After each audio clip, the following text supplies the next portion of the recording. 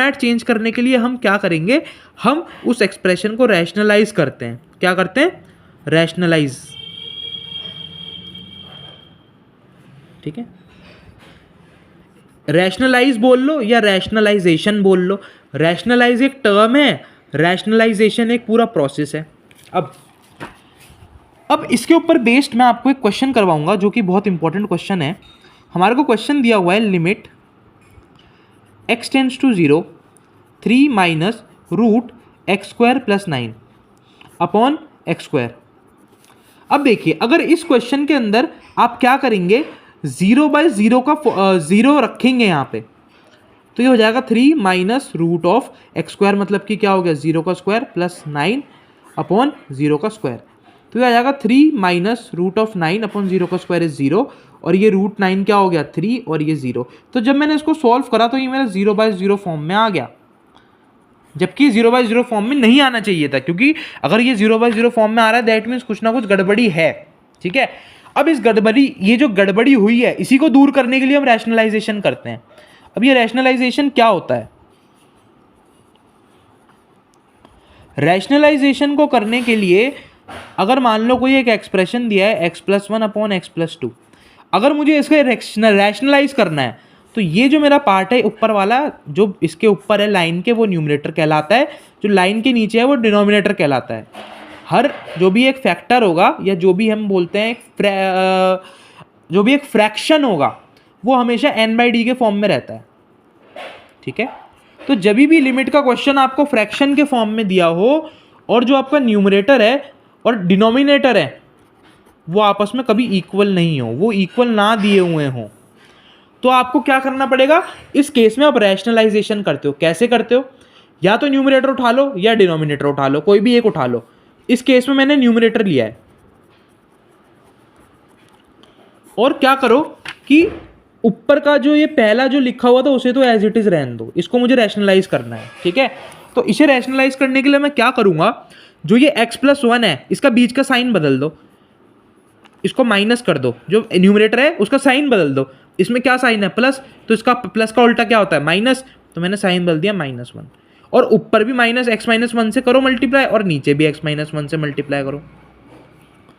तो जब मैं इसको सॉल्व करूंगा तो ये क्या हो गया, x+1, ये हो गया x-1, तो ये मेरी टर्म हो गई a+b a-b। बचपन में फॉर्मूला पढ़ते थे कि अगर हम a+b है इसको a-b से मल्टीप्लाई करेंगे तो क्या मिलता था, a² - b²। ये आपने 8th क्लास में फॉर्मूला पढ़ा होगा।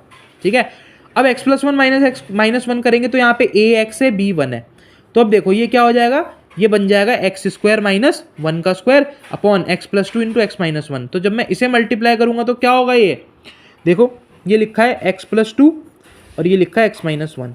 x को x से करेंगे पहले तो x² मिलेगा, फिर x को -1 से करेंगे तो माइनस का x मिलेगा, फिर इसको 2 को इससे करेंगे तो प्लस का 2x मिलेगा, +2 को इससे करेंगे तो माइनस का 2 मिलेगा। ठीक है, तो जब मैं इसे सॉल्व करूंगा तो ये बन जाएगा x² - 3x - 2। तो ऊपर क्या आ रहा है, x² - 1², नीचे आ गया x² - 3x - 2। चाहूँ तो मैं x1² को 1 भी लिख लूंगा, x² - 1 अपॉन x² - 3x - 2। ये मेरी एक प्रॉपर क्या फॉर्म हो गई, ये मेरा रैशनलाइज्ड फॉर्म हो गया।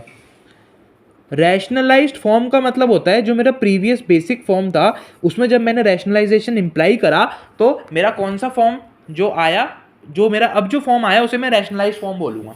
ठीक है, तो इसमें हमने करा क्या कि या तो हमने न्यूमरेटर लिया, अभी हमने इसमें न्यूमरेटर के साथ करा है, अगर आप चाहो तो डिनोमिनेटर के बेसिस पे भी कर सकते हो। क्या था फ्रैक्शन, x+1 अपॉन x+2 था, अब नीचे का उठाओ x+2, इसका साइन बदल दो, क्या बन गया, डिनोमिनेटर का साइन बदलूंगा तो ये माइनस का हो जाएगा, और x-2 दोनों ऊपर नीचे मल्टीप्लाई कर दो।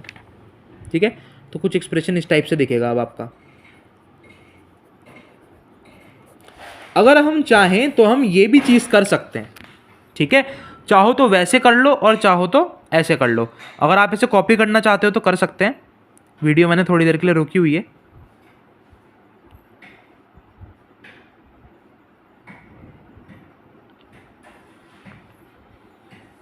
नाउ नेक्स्ट, इसके बाद हम इसके ऊपर एक एग्जाम्पल करेंगे जिसमें हम इस चीज़ को समझेंगे। अभी हमने प्रीवियसली, अभी थोड़ी देर पहले ही एक हमने क्वेश्चन लिया था कि लिमिट x टेंस टू 0, ठीक है, और क्या लिखा था उसके अंदर 3 minus root x square plus 9 upon x square. जब मैंने इसमें x की वैल्यू रखी थी तो मेरा 0/0 फॉर्म आ रहा था, लेकिन मेरा 0/0 फॉर्म नहीं आना चाहिए, ये फॉर्म गलत है। ये वाला जो फॉर्म होता है, मैंने बताया था ना कि ये कैसा होता है, अनएक्सपेक्टेड फॉर्म है ये वाला फॉर्म नहीं आना चाहिए। अब देखिए, अब मैं क्या करूँगा, इसके अंदर इसको रैशनलाइज करूँगा। तो यहाँ पे मैंने देखा कि नीचे तो कोई ऐसा साइन दिया नहीं हुआ है, ऊपर है, लेकिन जो मेरा न्यूमरेटर है इसके अंदर 3 minus root x square plus 9, इसके अंदर माइनस का साइन है। अब मैं चाहूँ तो इन दोनों के बीच के साइन को बदल सकता हूँ। याद रखना, हमेशा रैशनलाइजेशन के केस में बीच का साइन बदलते हैं। अगर ऐसा दिया है ना a plus B upon C plus D, और मुझे न्यूमरेटर के बेसिस पे करना है, तो मैं a और b के जो बीच का साइन है ना उसे बदल के फिर मैं रैशनलाइजेशन करूँगा, ठीक है।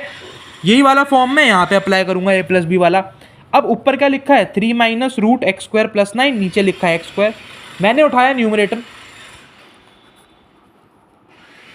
और न्यूमरेटर का बदल दिया बीच का साइन, तो अब ये क्या हो जाएगा, माइनस से प्लस हो जाएगा। तो मैं ऐसे लिख सकता हूँ 3 plus root x square plus 9, ऊपर भी इसी से मल्टीप्लाई करा, और 3 plus root x square plus 9 नीचे भी इसी से मल्टीप्लाई करा मैंने, ठीक है।